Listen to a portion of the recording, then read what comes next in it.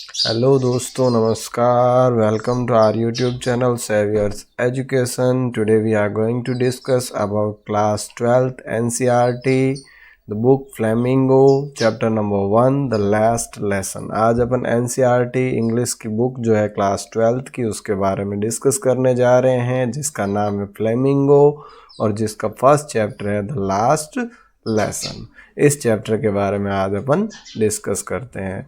हालांकि टाइटल से तो लग रहा है लास्ट लेसन, लेकिन ये बुक का फर्स्ट चैप्टर है और इसमें क्या बताया गया है इसके बारे में देखो। अबाउट द ऑथर, सबसे पहले अपन ऑथर के बारे में थोड़ा सा चर्चा कर लेते हैं कि भी ऑथर इसमें क्या कहना चाह रहा है। अबाउट द ऑथर यानी कि इसमें ऑथर है आपका अल्फोंस डॉडेट, जो कि ये इसका लाइफ स्पैन है 1840 से लेके 1897 तक। वो एज ए फ्रेंच नॉवलिस्ट, ये फ्रेंच का नॉवलिस्ट है एंड शॉर्ट स्टोरी राइटर, यानी फ्रेंच में नॉवेल और शॉर्ट स्टोरीज लिखते हैं। The last lesson is a set in the days of Franco Persian war. और ये जो चैप्टर है द लास्ट लेसन नाम का जो चैप्टर है, इसकी सेटिंग ये बता रहा है फ्रैंको पर्शियन वॉर के दौरान, जब फ्रांस और प्रसा के बीच में जो युद्ध की स्थिति थी 1870-1871 के बीच में, in which France was defeated by Persia led by Bismarck, जिसमें कि फ्रांस की पराजय हुई थी पर्सिया के द्वारा बिस्मार्क के नेतृत्व में, यानी जर्मनी का जो एकीकरण चल रहा था उस दौरान ये घटना है। Prussia then consisted of what now are the nations of Germany, Poland and part of Austria. और पर्सिया जो है, उस समय का पर्सिया जो है मिलकर बना हुआ था, जिनको अपन आज जर्मनी, पोलैंड और ऑस्ट्रिया के कुछ भाग से मिलाकर जानते हैं, उसी को उस समय पर्सिया बोला जाता था। In this story, the French districts of Alsace and Lorraine have passed into Persian hand। और इस स्टोरी में जो है फ्रांस के दो डिस्ट्रिक्ट है जिनका नाम है अल्सास और लोरीन। ये दोनों डिस्ट्रिक्ट जो है किसके पास चले जाते हैं? पर्सिया के पास। पर्सा जो है इस पर कब्जा कर लेता है इनकी ज़मीन पर, और ये जो है अब फ्रांस से पर्सा के नियंत्रण में चला जाता है। Read the story to find out what effect this had on life at school.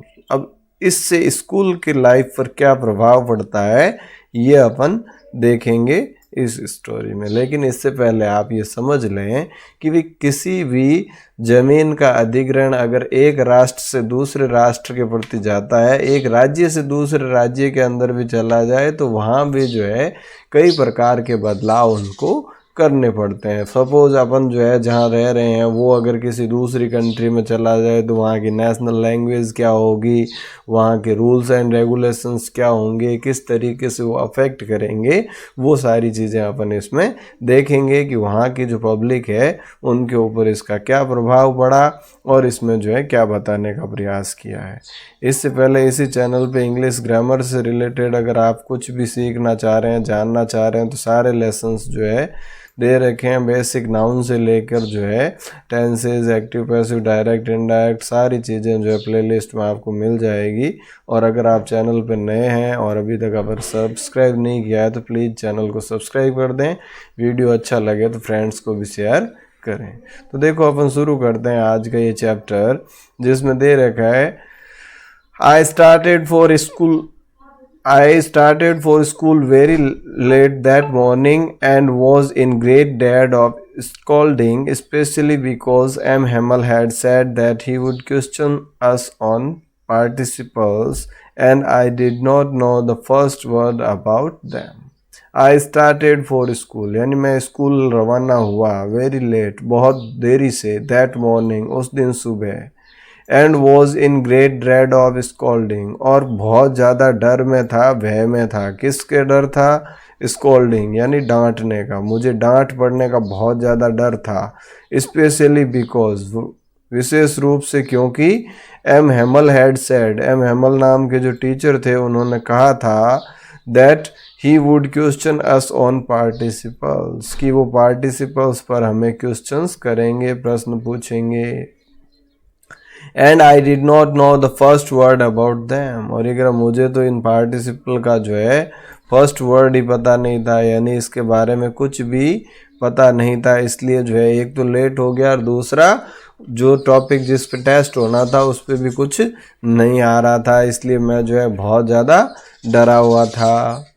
For a moment I thought of running away and spending the day out of doors. For a moment यानी कुछ क्षण के लिए, I thought मैंने सोचा, of running away भाग जाने का, and spending the day out of doors और अपना दिन जो है बीच में ही बिताने का। कई बार होता है ना, स्कूल से बच्चा निकल जाता है, घर से बच्चा निकल जाता है स्कूल के लिए और स्कूल पहुंचता ही नहीं, और छुट्टी के टाइम वापस घर आ जाता है, बीच में कहाँ रहता है पता ही नहीं, और घर वाले क्या सोच रहे हैं कि बच्चा स्कूल में है या बच्चा स्कूल गया है। तो यही जो है उस दिन इसके माइंड में भी जो है यही चीज़ आती है कि भाई आज जो है टेस्ट होगा, टेस्ट के बारे में मुझे पता तो कुछ है नहीं, तो इससे अच्छा है कि मैं भाग जाऊं। It was so warm so bright, और ये जो है आज का दिन जो है बहुत ज़्यादा मतलब वार्म और ब्राइट था, चमकीला था, सुहावना दिन था। The birds were chirping at the edge of the woods, और बर्ड्स जो है वो चर्पिंग कर रहे थे यानी चहचहा रहे थे, जैसे चिड़ियों की आवाज़ अभी आपको सुनाई दे रही है, तो इस तरीके से बर्ड्स वहाँ भी चहचहा रहे थे। At the edge of woods यानी कि जंगल के किनारे पर, वुड्स मीन्स यहाँ फॉरेस्ट है, तो फॉरेस्ट जंगल के किनारे। And in the open field back of the saw mill, and in the open field और खुले मैदान में, back of the saw mill, saw mill है यहाँ लकड़ी का जो मिल होता है, लकड़ी का कारखाना जो होता है, आरा जिसको अपन बोलते हैं सिंपल लैंग्वेज में, तो वो लकड़ी का कारखाना आरा था। The Persian soldiers were drilling, Prussia के जो सैनिक थे वो ड्रिलिंग कर रहे थे, एक्सरसाइज कर रहे थे उस सॉ मिल के पीछे की तरफ। It was all much more tempting than the rules of participles. It was all, और ये सारी चीज़ें जो थी, much more यानी कई ज़्यादा, tempting, tempting का मतलब होता है आकर्षित करने वाला, attract करने वाला, then the rules of participles, participles के रूल के बजाय, जो पार्टिसिपल्स के रूल्स जो है उन रूल्स को क्रैम करने के बजाय, रटने के बजाय, ये जो नेचर का जो सराउंडिंग था ये काफ़ी ज़्यादा अट्रैक्ट करने वाला था। But I had the strength to resist and hurried off to school, but I had the strength लेकिन मुझ में ताकत थी, टू रेसिस्ट यानी अपने आप को रोकने की। मन तो कह रहा था भाग जाऊं, क्या है स्कूल में वही रूल्स रटने करने, कल भी कर लेंगे, आज कितना बढ़िया मौसम सुहाना है, पक्षी चहचहा रहे हैं, सोल्जर्स ड्रिल कर रहे हैं, और कितना नेचर का आनंद लूं। लेकिन मैंने अपने आप को रोका, मुझ में अपने आप को रोकने की स्ट्रेंथ थी, ताकत थी। And hurried off to school, और जल्दी से स्कूल चला गया। When I passed the town hall, there was a crowd in the front of bulletin board. When I passed the town hall, यानी मैं टाउन हॉल के पास से जब गुजरा, there was a crowd, वहाँ पर एक भीड़ थी, in front of the bulletin board, bulletin board के आगे। बुलेटिन बोर्ड क्या होता है, आजकल तो अपने पास क्या है, बहुत सारे मीन्स ऑफ कम्युनिकेशन है, संचार के बहुत सारे साधन हैं जिससे कि अपने को न्यूज़ या अपडेट्स वगैरह मिलते रहते हैं। लेकिन पुराने ज़माने में, अब ये बात कब की है, 1870 की, उस समय तो फ़ोन वगैरह कुछ होता ही नहीं था, तो जो भी न न्यूज़पेपर का इतना कुछ था, तो जो भी बुलेटिन्स होते थे, जो भी समाचार होते थे, वो पर्टिकुलर एक किसी शहर में एक पर्टिकुलर जगह होती थी, वहाँ पर बुलेटिन बोर्ड होता था, उस पर नोट डाउन किए हुए होते थे कि भाई जो भी खास खबरें थी।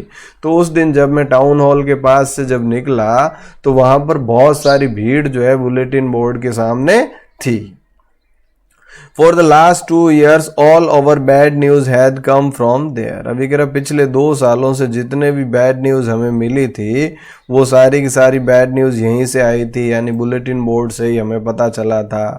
किसके बारे में, द लॉस्ट बैटल्स यानी हारे हुए युद्धों के बारे में, द ड्राफ्ट यानी नए जो ड्राफ्ट बने हैं, जो रूल्स बने हैं उनके बारे में, the orders of the commanding officers और जो भी कमांडिंग ऑफिसर्स हैं उनके ऑर्डर्स के बारे में। And I thought to myself और मैंने अपने आप में सोचा, विदाउट स्टॉपिंग बिना रुके। अब रुकने का तो टाइम था नहीं क्योंकि ये ऑलरेडी क्या था, लेट था, फिर भी मैंने अपने आप में सोचा, what can be the matter now, अब क्या हो सकता है भाई, इतने सारे लोग जो है भीड़ यहाँ इकट्ठी है, तो अब ऐसी कौन सी न्यूज़ हो सकती है, इसमें क्या हो सकता है, ये मैंने सोचा. Then as I hurried by as fast as I could go, the blacksmith Wachter who was there with his apprentice reading the bulletin called after me, don't go so fast, Bub, you will get to your school in plenty of time. Then यानी तभी, as I hurried by, जैसे ही मैं जल्दबाजी में वहां से गुजरा, as fast as I could go, जितना तेजी से मैं जा सकता था उतनी तेजी से, उतनी ही फास्ट गति से मैं वहां से निकला. The black Smith washer, washer नाम का जो ब्लैक स्मिथ था, हु वॉज देयर, वो जो कि वहाँ खड़ा था, विद हिज अप्रेंटिस, अप्रेंटिस होता है सहायक, नौसिख या उसके साथ ट्रेनिंग के लिए कोई आया हुआ व्यक्ति हो, तो अपने अप्रेंटिस के साथ क्या कर रहा था, रीडिंग द बुलेटिन, वो उस बुलेटिन को रीड कर रहा था, न्यूज़ को रीड कर रहा था. कॉल्ड आफ्टर मी, मुझे आवाज़ लगाई, डोंट गो सो फास्ट बब, इतने तेज मत चलो, इतनी जल्दी इतनी तेजी से मत जाओ, you will get to your school in plenty of time, भाई तुम्हें स्कूल में बहुत सारा समय है, खूब समय पड़ा है, इतनी जल्दबाजी मत करो. I thought he was making fun of me, अब मैंने क्या सोचा कि वो मेरा मजाक उड़ा रहा है. भाई होता ही है ना, अक्सर अपन किसी चीज़ के लिए लेट हो गए और कोई कह रहा है अरे कहाँ जा रहा है भाग, खूब टाइम पड़ा है यार, धीरे धीरे चल आराम से, तो अपने को भी क्या कर रहा है, कहीं वो जो है मेकिंग फन, अपना मजाक तो नहीं बना रहा है, टोंट तो नहीं कस रहा है उस पर. And reached M Hamel's little garden all out of breath, and reached और पहुंचा, एम हेमल्स लिटिल गार्डन, ये स्कूल है उसकी, एम हेमल की जो स्कूल है उसका जो छोटा सा गार्डन है, all out of breath, all out of breath का मतलब क्या है, सांस फूल गया था, अब तेजी से भागता हुआ गया तो जिसके कारण जो है उसकी सांस फूल रही थी. Usually when the school began there was a great bustle which could be heard out in the street, the opening and closing of desks, lessons repeated in unison, very loud with our hands over our ears to understand better, and the teacher's great ruler rapping on the table.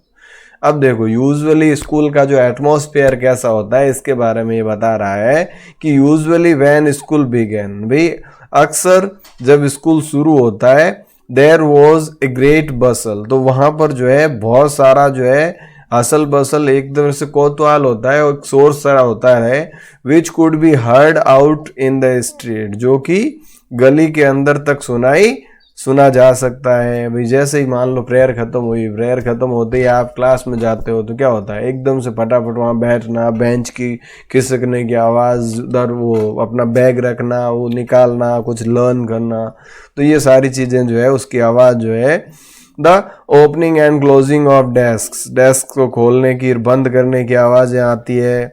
Lessons repeated in unison, यानी कि एक साथ जो है lessons को repeat करने की आवाज़ आती है. वेरी लाउड, बहुत ज़ोर से. With our hands over our ears to understand better, और अपन जो है अपने हाथों के ऊपर क्या करते हैं, अपने हाथ को, ईयर्स को ऐसे बंद करके ज़ोर से उसको रिपीट करते हैं ताकि अच्छे से लर्न हो. And the teacher's great ruler rapping on the table, और टीचर के पास जो रूलर होता है, जो स्केल होता है, जिसको कि वो टेबल के ऊपर थप थप थप थप करता रहता है, तो इस तरीके से बहुत सारे साउंड वहाँ सुने जा सकते थे जब स्कूल शुरू होती है. But now it was all so still, लेकिन ये भी कह रहा है आज जो है ये सारी चीज़ें बिल्कुल स्टिल थी, यानी शांत थी. I had counted on the commotion to get my desk without being seen. अब ये कह रहा मैंने ये counted on the commotion, यानी कि अनुमान लगा लिया था, to get my desk without being seen, कि बिना किसी की नज़र में आए सीधा अपनी डेस्क पे जाके बैठ जाऊंगा, यानी चुपके से, बिना किसी की नज़र में आए चुपके से जाके अपनी नज़र बचाते हुए, सबकी नज़र से अपने आप को बचाते हुए वहाँ बैठ जाऊंगा. But of course that day everything had to be as quiet as Sunday morning, लेकिन उस दिन वहाँ पर जो है ऐसी शांति थी जैसे कि संडे की मॉर्निंग को होता है। अब संडे को क्या होता है, संडे को छुट्टी होती है, तो छुट्टी के दिन अपने आप ही क्या है, शांति रहेगी, स्कूल में कोई जाएगा ही नहीं तो आवाज़ कैसी आएगी। तो उसी तरह से जो है आज का डे भी ऐसा लग रहा था जैसे कि संडे मॉर्निंग हो, यानी किसी प्रकार की कोई आवाज़ जो है वहाँ नज़र नहीं आ रही थी। दो the window I saw my classmates already in their places and M. Hamel walking up and down with his terrible iron ruler under his arm. Through the window, through the windows का मतलब क्या है, खिड़की के अंदर से। I saw, मैंने देखा, my classmates, अपने सहपाठियों को, अपने classmates को already in their places, जो कि पहले से ही अपनी जगह पर बैठे हुए थे। And M Hamel walking up and down with his terrible iron ruler, और एम हेमल नाम के जो व्यक्ति है वो वॉकिंग अप एंड डाउन का मतलब क्या है, वो जो है चल रहे थे, आगे पीछे चल रहे थे। With his terrible iron ruler under his arm, अपने बाह के नीचे जो है उस रूलर को दबाए हुए, रूलर को अपनी बाह के नीचे दबाए हुए आगे पीछे घूम रहे थे।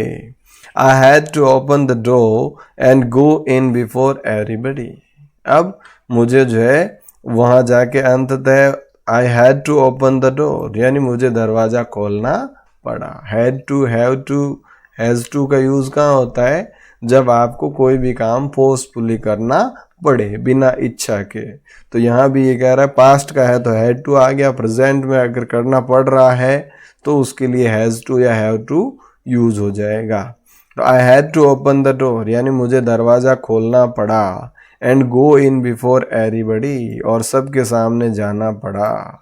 You can imagine how I blushed and how frightened I was, वगैरह आप इस चीज़ को समझ सकते हैं, इसकी कल्पना कर सकते हैं कि कितना जो है मैं घबराया हुआ था, कितना होच पोच था, कितना डरा हुआ था। ये मेरी स्थिति आप समझ सकते हैं, आप जो है इसकी कल्पना कर सकते हैं।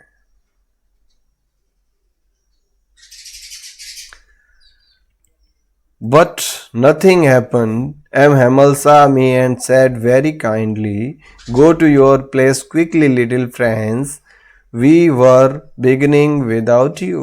अब देखो, but nothing happened, लेकिन ऐसा कुछ भी नहीं हुआ, कुछ भी नहीं हुआ। एम हेमल साह में, एम हेमल ने जो है मुझे देखा, एंड सैड वेरी काइंडली, और बहुत ही पोलाइटली, बहुत ही विनम्रता से उन्होंने कहा, go to your place quickly little friends, little friends जल्दी से अपनी जगह पर चले जाओ।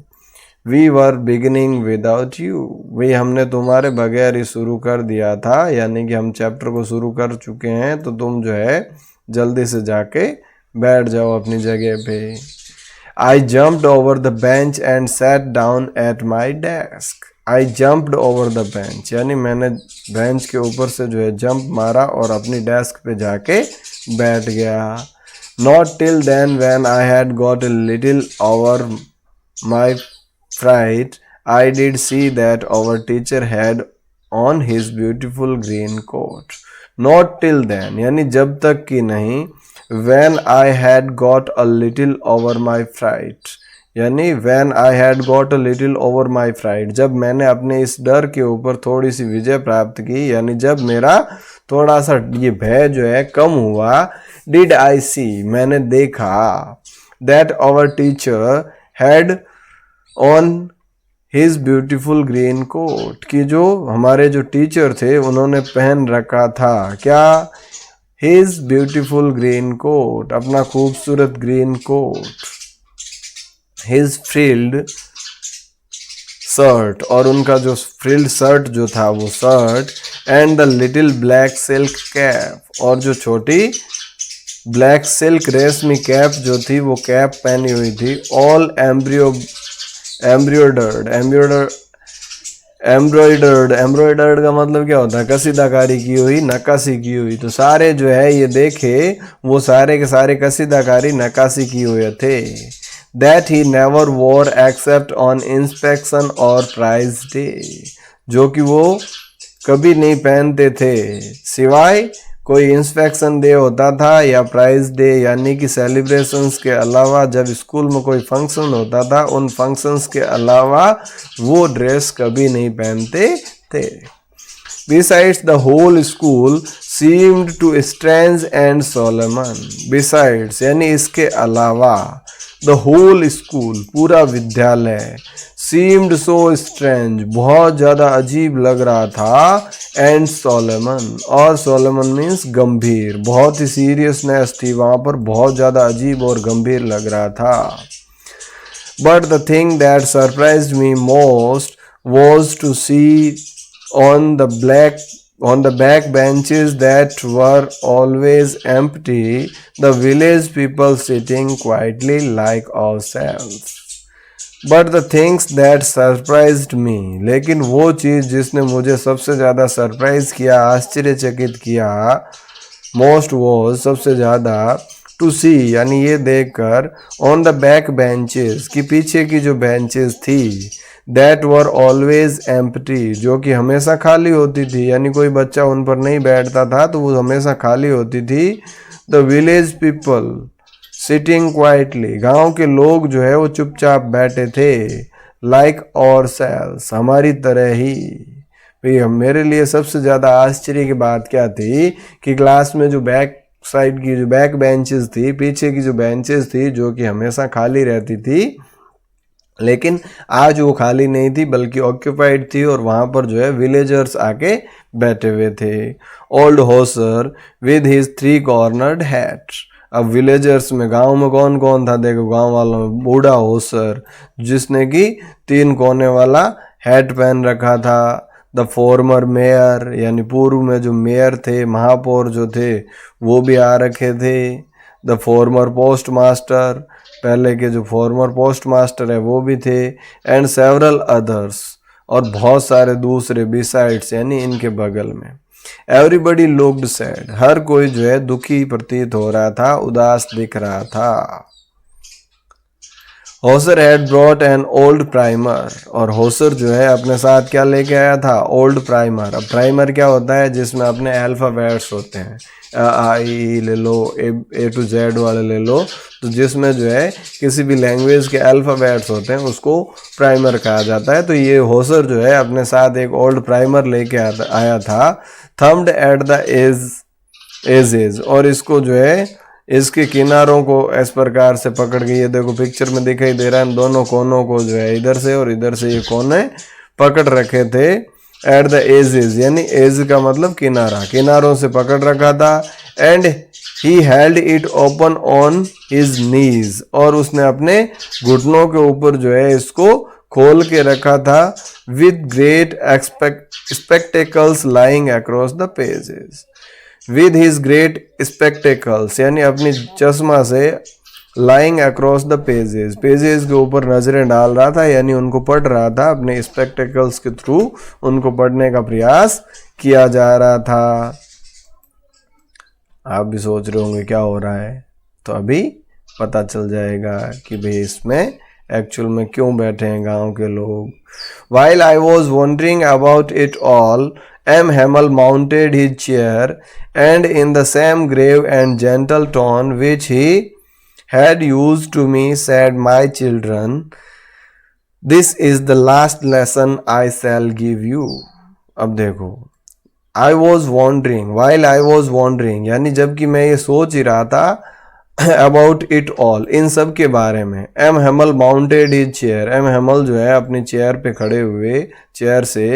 And in the same grave and gentle tone और उसी प्रकार की जो है शालीन और गंभीर आवाज में उस लहजे में विच ही हैड यूज्ड मी जो कि उन्होंने मेरे लिए यूज किया था.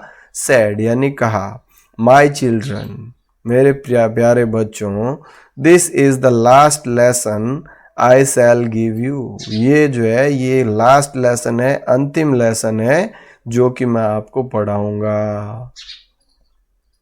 The order has come from Berlin to teach only German in the schools of Alsace and Lorraine, कि भी ऑर्डर आ चुके हैं कहाँ से, बर्लिन से। बर्लिन क्या थी, जर्मनी की राजधानी, और उस समय जो है ये फ्रांस से किसके कब्जे में आ गया भी, उसके पर्सा के कब्जे में आ गया था, यानी कि जर्मनी के कब्जे में आ गया था। तो वहाँ की जो राजधानी थी, कैपिटल थी, वहाँ से ऑर्डर आ चुके हैं क्या, कि only Germans in the school of Alsace and Lorraine, कि अल्सास और लॉरेन के अंदर जो है क्या पढ़ाई जाएगी, ओनली जर्मन ही पढ़ाई जाएगी। The new master comes tomorrow, और आपके लिए जो न्यू मास्टर है, नया टीचर जो है वो कल आ जाएगा। This is your last French lesson, और ये जो है आपका फ्रेंच भाषा का लास्ट लेसन है। I want you to be very attentive, और मैं ये चाहता हूँ कि आज के इस लेसन के समय आप जो है बहुत ज़्यादा अटेंटिव होकर रहें, यानी बड़ी सावधानी से इन चीज़ों को सीखें। What a thunderclap these words were to me, अभी कह रहा मेरे लिए जो है थंडर क्लैप। थंडर क्लैप का मतलब क्या है, एकदम से पहाड़ सा टूट पड़ना, मेरे लिए जो है एकदम से जो है ये गर्जना से, ये शब्द जो है ये एकदम से गर्जना के समान थे। Oh, the wretches, that was what they had put up at the town hall. अब उसको समझ में आया, अरे वो wretches, वो दुष्ट लोग, इसका मतलब वो जो बुलेटिन बोर्ड पे टाउन हॉल में लोग जो खड़े थे या भीड़ जो थी वो किस बारे में थी। अब इसको समझ में आई कि भाई टाउन हॉल में बुलेटिन बोर्ड के सामने जो भीड़ थी वो क्यों थी। माई लास्ट फ्रेंच लेसन, यानी आज जो है मेरा फ्रेंच का लास्ट लेसन है। Why I hardly knew how to write, why यानी क्यों, आई हार्डली न्यू मैं मुश्किल से सीख पाया, हाउ टू राइट लिखना, भाई क्यों आज तक मैं इस चीज़ को नहीं लिखना सीख पाया या मुश्किल से सीख पाया। I should never learn any more, इसके बाद मैं कुछ भी नहीं सीख पाऊँगा। I must stop there then, मुझे जो है यहाँ रुक जाना चाहिए तब। Oh how sorry I was for not learning my lessons, और आज मुझे कितना दुख हो रहा है कि मैंने उन लेसन्स को ठीक से नहीं पढ़ा। फॉर सीकिंग बर्ड्स एग, क्यों, बर्ड्स एग को लाने के लिए, पक्षियों के अंडे ढूंढने के लिए, और गोइंग स्लाइडिंग ऑन द सार, या सार के ऊपर स्लाइड करने के लिए, यानी अपना टाइम जो है मैंने आज तक जो टाइम है वो अपना खेलने कूदने में व्यतीत कर दिया। अब उसको उस टाइम का पश्चाताप हो रहा है, पछतावा हो रहा है, रिग्रेट कर रहा है ये कि मैंने क्यों अपना टाइम जो है वो वेस्ट किया। My books that had seemed such a nuisance a while ago, और मेरी बुक्स जो है दैट हैड सीम्ड जो कि प्रतीत हो रही थी, सच ए न्यूसेंस अ वाइल अगो कुछ समय पहले मुझे जो अपनी बुक्स जो है जो कि बहुत बकवास लग रही थी, सो हैवी टू कैरी बहुत ज़्यादा भारी थी ले जाने के लिए। My grammar and my history of the saints, मेरी जो ग्रामर की बुक थी, जो हिस्ट्री ऑफ सेंट्स है, वर ओल्ड फ्रेंड्स नाउ, जो कि अब मेरी फ्रेंड बन गई है। That I couldn't give up, जिनको कि मैं कभी नहीं छोड़ूंगा। एंड एम हेमल टू, और एम हेमल भी। The idea that he was going away, और उनका जो ये विचार ही कि वो जा रहे हैं, that I should never see him again, और मैं उनको कभी नहीं देख पाऊंगा, made me forget all about his ruler and how cranky he was. तो मैं उनकी रूलर के बारे में कि भाई जब वो हमें रूलर से पनिशमेंट देते थे, वो सारे पनिशमेंट और उनका जो नेचर था जो थोड़ा क्रैंकी, थोड़ा सनकी टाइप का था, उन सारी बातों के बारे में मैं भूल चुका था। भी देखो, कोई भी इंसान, कोई भी चीज़ अपने पास जब तक होती है ना, तब तक हमें उसकी वैल्यू समझ में नहीं आती, लेकिन उसकी वैल्यू तब समझ में आती है या तो वो हमारे पास नहीं हो, किसी चीज़ को प्राप्त करने से पहले उसकी वैल्यू हम समझते हैं, या उस चीज़ की खोने के बाद हमें वैल्यू पता चलती है कि अरे यार वो तो बहुत काम की थी। तो इसी प्रकार से एम हेमल आज तक इनको पढ़ा रहे थे, तब तक उनको जो है बहुत ज़्यादा जो है सन की टाइप का बहुत ज़्यादा जो है पनिशमेंट देने वाला जो टीचर है, एक रूड टीचर के रूप में जो है वो मानते थे इनको। लेकिन आज जो है जब उनको ये पता चला कि आज ही है, यानी ये लास्ट लेसन जो है वो पढ़ा रहे हैं, तो ये कह रहा मैं उनके बारे में ये सारी नेगेटिव चीज़ें भूल गया। Poor man, बेचारा। It was in honor of his last lesson that he had put on his fine Sunday clothes। अब ये कह रहा अब जो है मतलब इसके लिए ये अंतिम सम्मान, लास्ट लेसन के सम्मान में जो है आज इन्होंने अपने फाइन संडे क्लॉथ्स पहन रखे हैं। एंड नाउ आई अंडरस्टूड, और अब मैं समझ पाया why the old man of the village were sitting there, कि क्यों गांव के जो बूढ़े लोग थे वो वहाँ पर थे। In the back of the room, यानी कि रूम के पीछे जो ग्रामीण लोग बैठे थे, विलेजर्स बैठे थे, वो क्यों थे, उनका रीज़न अब मुझे समझ में आया। It was because they were sorry too, अब वो इसलिए थे क्योंकि उनको भी इस बात का दुख था that they had not gone to school more, कि वो और ज़्यादा स्कूल नहीं आ पाएंगे। It was their way of thanking our master for his 40 years of faithful service. It was their way, यानी ये उनका एक तरीका था, ऑफ थैंकिंग, धन्यवाद ज्ञापित करने का, आवर मास्टर, हमारे मास्टर को, हमारे शिक्षक महोदय को, for his 40 years faithful service, 40 साल की अपनी वफादार पूर्ण सेवाओं के लिए, and of showing their respect for the country that was theirs no more, और उस कंट्री, उस देश के प्रति भी रेस्पेक्ट शो करने के लिए जो कि अब उनका खुद का नहीं था। कहने का मतलब क्या है, आज से पहले क्या थे, फ्रांस का हिस्सा थे, लेकिन अब क्या हो गया, पर्सिया का हिस्सा बन गए। तो उस देश के प्रति भी अंतिम बार जो है रेस्पेक्ट शो कर रहे थे, आदर शो करने के लिए, और एम हेमल के धन्यवाद ज्ञापित करने के लिए कि उन्होंने अपने लाइफ के 40 years जो है वो यहाँ फेथफुली सर्विस में डिवोट कर दिए। तो इसलिए जो है वो सारे लोग आज इकट्ठे हो रखे थे। While I was thinking of all, अभी कह रहा जबकि मैं ये सारी चीज़ें इनके बारे में सोच रहा था, I heard my name called, मैंने सुना कि मेरा नाम पुकारा गया। It was my turn to recite, और अब जो है मेरा टर्न था, मेरी बारी थी रिसाइट करने की, सुनाने की। What would I not have given to be able to say that dreadful rule for the participles all through, very loud and clear without one mistake। What I would not have given to be, यानी मैं जो है What would I, यानी मैंने जो सोचा, not have given to be able, कि क्या मैं ऐसा नहीं हो सकता, इस योग्य नहीं हो सकता, to say that dreadful rules, कि उन dreadful rule को, उन नियम को for participle all through, participles के सारे नियम जो है very loud and clear, बहुत ज़्यादा जोर से और स्पष्ट से सुना पाऊँ, without one mistake, बिना किसी गलती के।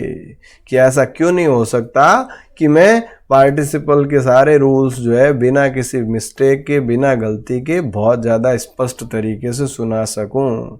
But I got mixed up on the first word and stood there, लेकिन मैंने पहले ही शब्द में गड़बड़ कर दी, पहला ही वर्ड जो है वो मिक्सअप कर दिया, एंड स्टूड देयर, और वहीं पर गर्दन झुका के खड़ा हो गया। क्या करेंगे।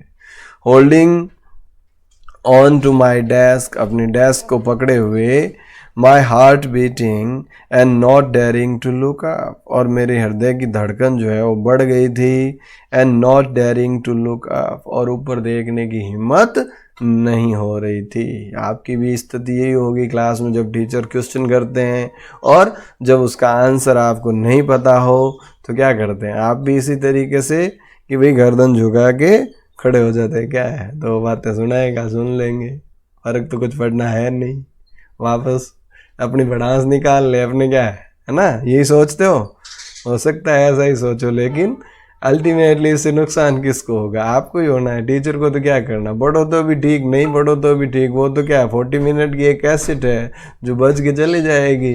अब उससे आपके ऊपर है कि कितना उनसे ग्रहण कर पाते हो और कितना जो है नहीं करते हो। आखिर में वो पढ़ाई काम तो आपके आनी हो ना। टीचर को तो कभी कोई एग्ज़ाम देना है नहीं, उसने तो एक बार एग्ज़ाम क्वालिफाई कर लिया, टीचर बन गया, बस अब आपकी पढ़ा रहा है। लेकिन उसके पास जो नॉलेज है, उस नॉलेज को आप कितना अर्न कर पा रहे हो, कितना उसको जो है ले पा रहे हो, ये आपके ऊपर है। हर टीचर में खूब नॉलेज होता है, तभी तो वो टीचर है। लेकिन उस नॉलेज को कैसे आप ले पाते हो, ये आपके ऊपर डिपेंड करता है।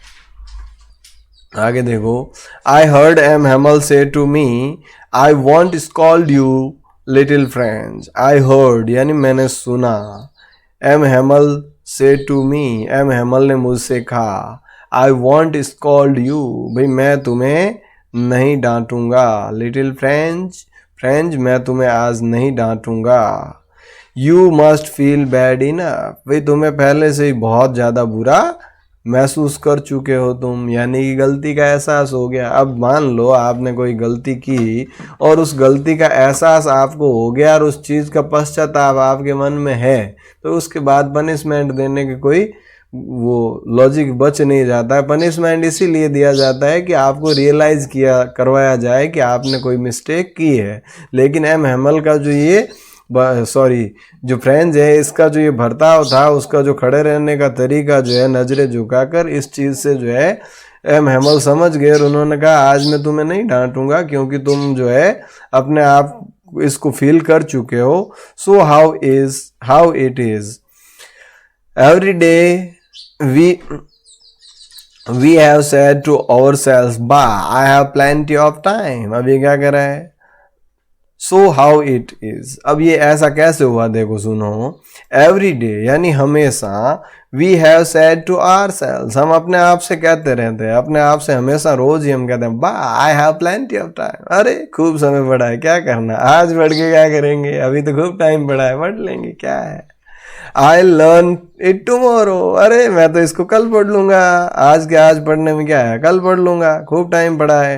And now you see where you have come out, और देखो आज किस स्थिति में आ गए, कहाँ पहुंच गए हम।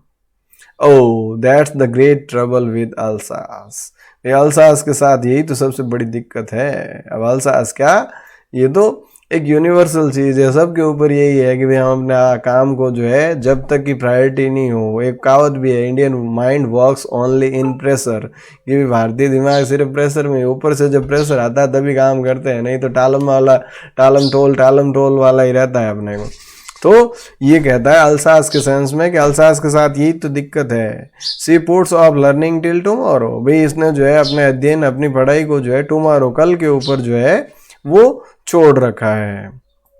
No those fellows out there will have the right to say to you how is it, you pretend to be Frenchman and yet you can neither speak nor write your own language.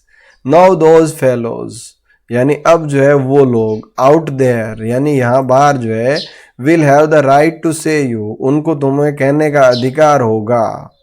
How is it, कैसे हो, कैसे है ये। You pretend to be Frenchman, आप जो है, pretend का मतलब दिखावा करना, तो आप फ्रेंच होने का दिखावा करेंगे। And yet you can neither speak nor write your own language, जबकि आप अपनी खुद की भाषा को ना तो पढ़ पाएंगे और न ही लिख पा रहे हैं, और अपने आप को दिखावा ये कर रहे हैं, अपने आप को प्रिटेंड कर रहे हैं कि भाई आप लोग फ्रेंच हैं। But you are not the worst, वो लिटिल फ्रेंच, लेकिन फ्रेंच तुम ही जो है बहुत बुरे नहीं हो। We have all a great deal to reproach ourselves with, ये हम सब के साथ जो है इस तरह की आदत है, इसके लिए सिर्फ तुम ही जिम्मेदार नहीं हो, सिर्फ तुम्हारा ही दोष नहीं है, ये हम सब लोगों का दोष है। Your parents were not anxious enough to have you learn, they preferred to put you to work on a farm or at the mills so as to have a little more money। यानी कह रहा तुम्हारे parents, your parents यानी तुम्हारे parents were not anxious enough, anxious का मतलब चिंतित होना, enough to have you learn, तुम्हारे सीखने के प्रति। तुम्हारे पेरेंट्स ने भी तुम्हारे सीखने के प्रति कभी कोई चिंता नहीं की। They prefer to put you to work on a farm और एट द मिल्स, उन्होंने भी क्या किया, तुम्हें काम पे भेजने की प्राथमिकता दी, या तो खेत में या मिल में काम करने के लिए भेजा। So as to have a little more money, जिससे कि तुम्हें कुछ और पैसे जो है वो मिल सके, परिवार को कुछ पैसे मिल सके। And I have been to blame also, और ये कह रहा हाँ मेरा भी दोष है, इसमें कहीं ना कहीं जिम्मेदार मैं भी हूँ, मैं भी अपनी जिम्मेदारियों से नहीं बचूंगा।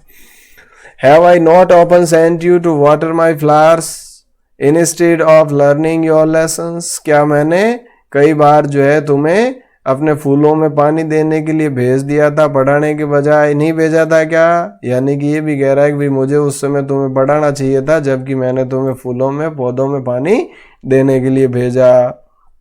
And when I wanted to go fishing, did I not just give U A holiday, और जब कभी भी मैं फिशिंग के लिए जाता उस दिन मैंने आपका हॉलीडेज कर दिया था, हॉलीडे कर देता था, छुट्टी कर देता था। तो इसके लिए कहीं न कहीं मैं भी इसका जिम्मेदार हूँ, अपनी जिम्मेदारी को ये एक्सेप्ट कर रहे हैं। देखो एक चीज़ जो गौर करने वाली बात है कि आप चाहे किसी भी कारण से पीछे रहे हो, चाहे पढ़ाई में पीछे रहे हो, चाहे करियर में पीछे रहे हो, चाहे कहीं भी पीछे रहे हो ना, ब्लेम तो पेरेंट्स पे आना है।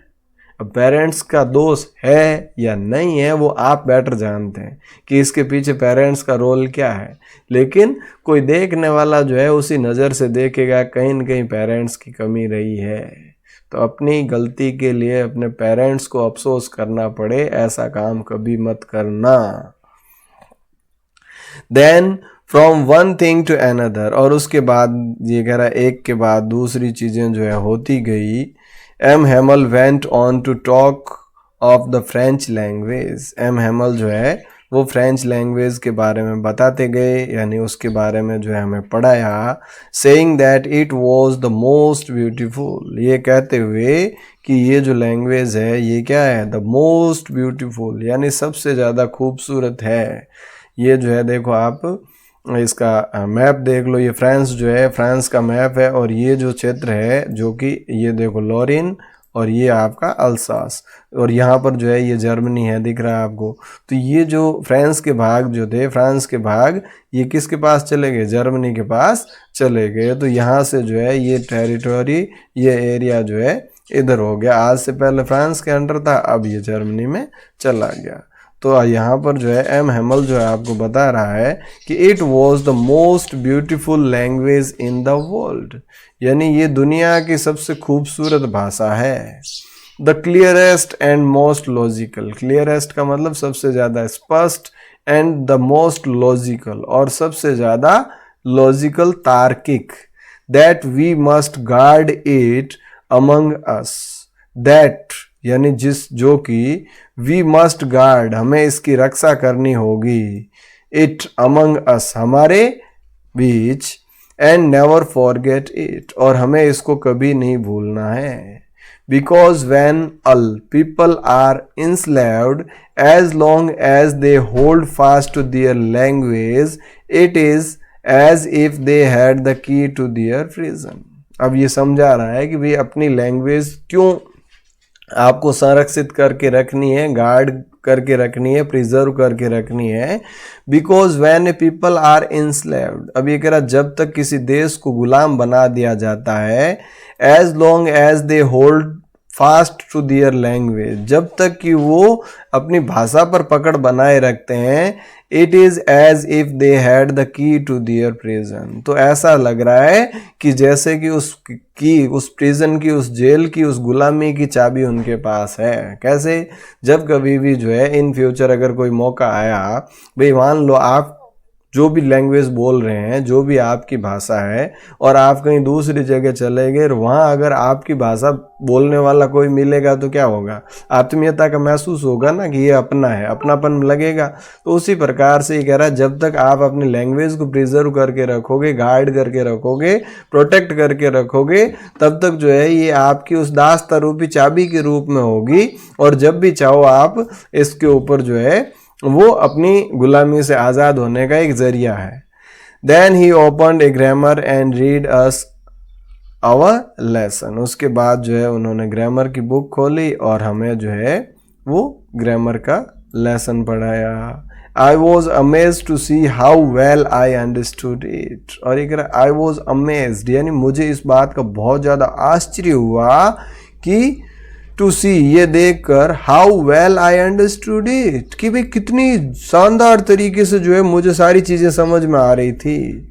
All he sad seemed so easy, so easy. अब ये कह रहा सारी चीज़ें जो वो बता रहे थे वो बहुत ज़्यादा ईजी, बहुत ज़्यादा आसान लग रही थी। आई थिंक टू, मैंने भी ये सोचा, that I had never listen so carefully, भी आज तक मैंने कभी भी सावधानी से सुना ही नहीं। भाई आज तक जो है वो नहीं समझ पाने का एक कारण क्या बता रहा है, एक मैंने कभी भी टीचर्स को केयरफुली सुना नहीं, तो आपके लिए भी ये एक रीज़न हो सकता है। And that he had never explained everything with so much patience. और दूसरा रीज़न ये भी हो सकता है, यानी ये बता रहा है कि भी टीचर ने कभी भी इतनी पेशेंस से हर चीज़ को एक्सप्लेन ही नहीं किया हो। टीचर के मूड पे भी डिपेंड करता है, अगर टीचर जो है वो ढंग से पढ़ाने के मूड में है तो सारी चीज़ों को बहुत ही अच्छे से एक्सप्लेन करेगा और एक एक चीज़ हमें समझ में आ जाएगी। लेकिन कहीं मूड में डाइवर्ट है या किसी आपकी न्यूसेंस की वजह से या किसी और रीज़न से अगर वो उसका जो मूड ठीक नहीं है तो भी उसका हो सकता है। तो यहाँ भी कह रहा है कि भी उन्होंने जो है आज से पहले कभी भी इतने पेशेंस से हर चीज़ को एक्सप्लेन नहीं किया। It seemed almost as if the poor man wanted to give us all he knew before going away. It seemed, यानी ऐसा प्रतीत हो रहा था, almost as if the poor man, जैसे कि ये बेचारा wanted to give us, हमें देना चाह रहा था, all he knew, सारी चीज़ें जो को जानता था, going away, जाने से पहले, and put it all into our heads at one stroke, और जैसा कि एक ही झटके में सारी चीज़ें वो हमारे माइंड में डालना चाह रहा था। ऐसा प्रतीत हो रहा था कि ये सारी चीज़ें जो है हमें सिखाना चाह रहा था, और जाने से पहले जितनी भी चीज़ें हैं एक ही झटके में वो हमें बताना चाह रहा था। तो देखो थिंक एज यू रीड, इसमें देख लेते हैं, डिस्कस कर लेते हैं। कुछ क्वेश्चंस दे रखे हैं। What was French expected to be prepared with for the school that day, भी क्या एक्सपेक्ट किया था उसने।